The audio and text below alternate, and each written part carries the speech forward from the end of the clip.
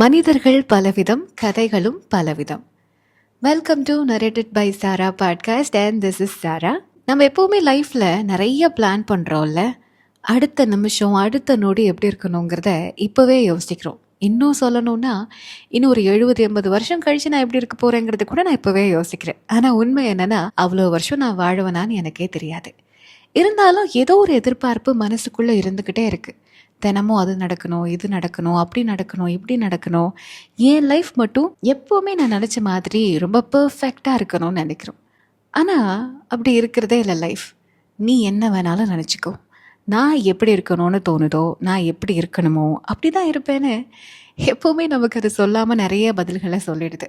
கொஞ்ச நாளைக்கு முன்னாடி கூட எனக்கு தோணுச்சு, நம்ம லைஃப் ஏன் இவ்வளோ மோசமாக இருக்குது? நாம் மட்டும்தான் இப்படி இருக்கோமா? நம்மளை சுற்றி இருக்கிற எல்லாருமே அவங்களோட ட்ராக்கில் பயங்கர வேகமாக ஓடிக்கிட்டு இருக்கிறாங்க. அவங்க நினச்ச விஷயத்தை அடையிறாங்க, நினச்ச விஷயங்கள் லைஃப்பில் வருது, நினச்ச பர்சன்ஸோட எல்லாமே அவங்களுக்கு ஈஸியாக ஜெல்லாயிடுதே. ஆனால் என்னால் ஒரு விஷயத்தை எப்போவுமே அடுத்து கொண்டு போகணும் அப்படின்னு யோசிச்சா கூட முடிய மாட்டேங்குது. இதுக்கு என்ன ரீசன்? ஒருவேளை நான் எதுக்குமே டிசர்வ் இல்லையோன்னு நினச்சி நான் ஃபீல் பண்ண காலங்களும் இருக்குது. அப்போ தான் நான் ஒரு ஸ்டோரியை ஒரு பிளாகில் படித்தேன். எனக்கு ரொம்ப பிடிச்சிருந்துச்சு.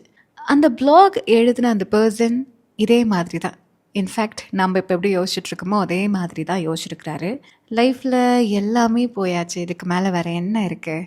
என்னோடய கேர்ள் ஃப்ரெண்ட் என்னை ஏமாற்றிட்டா, என்னோடய ஃப்ரெண்டு என்னை ஏமாற்றிட்டாங்க. லைஃப்பில் எதுவுமே நான் நினச்ச மாதிரி நடக்கலை. எனக்குன்னு ஒரு ஃப்ரெண்ட் சர்க்கிள் கிடையாது. அடுத்து என்ன பண்ண போகிறேன்னு தெரியாது. இருந்த வேலையும் இருக்க இன்னும் மோசமாக தான் ஆகிட்டுருக்கோ தாண்டி அதில் எனக்கு எந்த விதமான க்ரோத்தும் இல்லை. இதுக்கு மேலேயும் நான் ஏன் இருக்கணுங்கிற ஒரு எண்ணத்தோட கொடைக்கானல் கிளம்பி போகிறாரு. ஆமாம், கொடைக்கானல் கிளம்பி போகும்போது நடுவில் அவர் போயிட்டுருக்கிற பஸ் ஒரு இடத்துல நிற்குது. அந்த இடத்துல சரி ஒரு டீ குடிப்போமேன்னு இறங்குறாரு. இறங்கும் போது அங்கே பக்கத்தில் ஒருத்தர் அவ்வளோ குளிரில் ஒரே ஒரு கிழிஞ்சு போன பெட்ஷீட்டை போற்றி படுத்துருக்கிறாரா. இந்த பஸ்ஸை விட்டு இறங்குற ஆட்களை பார்த்தோன்னே வேகமாக அந்த பெட்ஷீட்டை எடுத்துகிட்டு எல்லாருக்கிட்டையும் எனக்கு கொஞ்சம் காசு கொடுங்களேன், ரொம்ப பசிக்குது அப்படின்னு பெக் பண்ண ஆரம்பிக்கிறாரா. இவர்கிட்ட கையில் சுத்தமாக காசு இல்லை, வெறும் 30 ரூபா தான் இருக்குது. இதை வச்சு தான் அந்த மனுஷன் ஏதோ கொஞ்சம் காசு டிக்கெட்லாம் எடுத்துகிட்டு பேலன்ஸ் இருக்கிற 30 ரூபா வச்சு வாழ்க்கை எப்படியாவது முடிச்சுக்கலாம்னு நினச்சி கொடைக்கானல் வராரு. அப்போ இந்த மாதிரி ஒரு பர்சனை பார்க்கும்போது நம்மளால் முடிஞ்ச ஏதாவது ஒன்று செய்யலாமே அப்படின்னு கூப்பிட்டு, இங்கே பாருங்க ஐயா, என்கிட்ட 30 ரூபா தான் இருக்குது, நம்ம 2 பேரும் சேர்ந்து ஒரு டீ சாப்பிட்லாமா அப்படின்னு கேட்டாராம். அவரோட முகத்தில் அவ்வளோ ஒரு சந்தோஷம். ஏன்னா இது வரைக்கும் நான் ரொம்ப பட்னியாக இருந்திருக்கேன், எதுவுமே எனக்கு இருக்காது போல், நான் பசியிலே சாக வேண்டியதாக இருக்கும் போல் நினச்சேன். ஆனால் இப்படி நீங்கள் என்னை கேட்ட இந்த வார்த்தைகளே எனக்குள்ளே அவ்வளோ சந்தோஷம் கொடுக்குதுன்னு சொன்னாராம். அது மட்டும் இல்லை, அந்த டீ 2 பேரும் குடித்ததுக்கப்புறம் அவர் சொன்னாராம், இப்போ தான் நான் வாழ்ந்துக்கிட்டு இருக்கிற மாதிரி உணர்றேன், ரொம்ப தேங்க்ஸ் அப்படின்னு சொல்லிட்டு போனாராம்.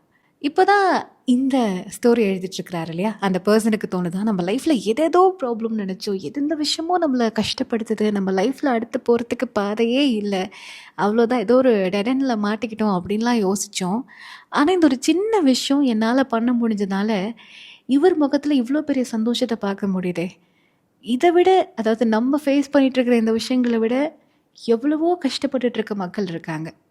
எவ்வளவோ சிச்சுவேஷன்ஸை ரொம்ப ரொம்ப ஃபஸ்ட்டாக ஃபேஸ் பண்ணிகிட்ருக்கிற பர்சன்ஸும் இருக்காங்க.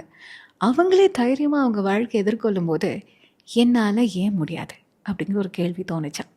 எனக்கு இந்த ஸ்டோரியை படிக்கும்போது உண்மையாகவே எனக்கும் இந்த கேள்வி தோணுச்சு. நம்மளை விட கஷ்டமான தருணங்களை ஃபேஸ் பண்ணுறவங்க எத்தனையோ பேர் இருந்தாலும் அவங்கெல்லாம் அவங்க வாழ்க்கை எதிர்கொள்ளும் போது நம்மளால் ஏன் முடியாது? நம்மளால் ஏன் அடுத்த அடியை எடுத்து வைக்க முடியாது? நம்மளால் ஏன் நம்ம லைஃப்பை இன்னும் நல்லபடியாக கொண்டு போக முடியாது? நம்மளால் ஏன் இன்னும் நல்ல விஷயங்களை நமக்காக உருவாக்க முடியாது? நம்ம எல்லாத்துக்கும் டிசர்வ் தான். ஆனால் முதல்ல அதுக்கெல்லாம் நம்ம டிசர்வ்னு நம்மளை நம்பணும். சரியா? இன்னொரு பாட்காஸ்ட்டில் உங்களை மீட் பண்ணுறேன்.